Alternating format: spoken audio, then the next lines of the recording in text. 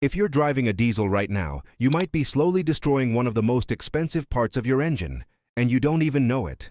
Stay with me, because mistake number 3 is the one most drivers ignore, and it's the most damaging. The EGR system is one of the most sensitive and costly components in a modern diesel engine. When it's working properly, you'll never notice it. But when it fails, it can leave you with repair bills that hit harder than your monthly expenses. And here's the surprising part. Most EGR failures aren't caused by defects or age. They're caused by everyday habits that drivers repeat without realizing the damage they're doing. By the end of this video, you'll understand exactly what's harming your EGR system and how to avoid expensive repairs. You'll also see why some drivers get over 200,000 miles out of their system, while others start having problems as early as 60,000 miles. And make sure you watch till the end, because I'll also break down the warning signs that your EGR is already failing. Let's start with the first mistake, and honestly, almost everyone is guilty of this.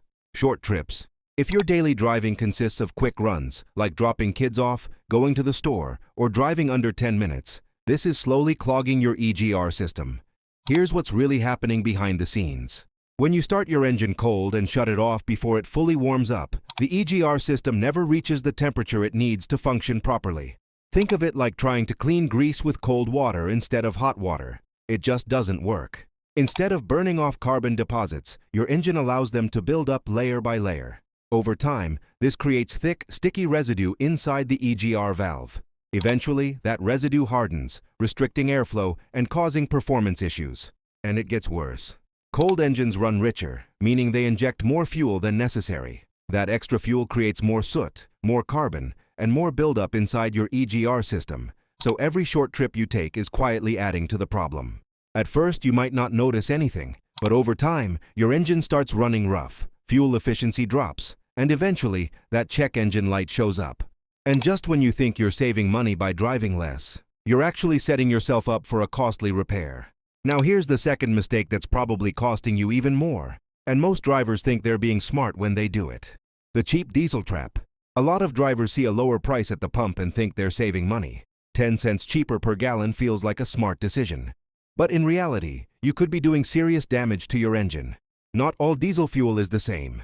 The difference isn't just price, it's what's inside the fuel. Higher quality diesel contains additives and detergents designed to keep your engine clean while it runs. These additives help reduce carbon buildup and improve combustion.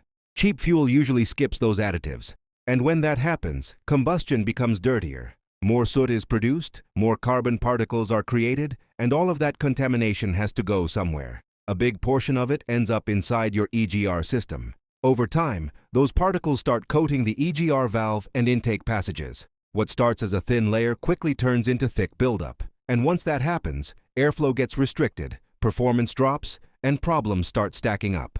It becomes a chain reaction. Dirty combustion leads to more soot leads to more clogging, and more clogging leads to expensive repairs. So while you might save a few dollars at the pump, you could end up paying thousands later. Now, even if you're using high-quality fuel, there's another mistake that can still destroy your EGR system, and this is the one most drivers ignore: skipping or delaying oil changes.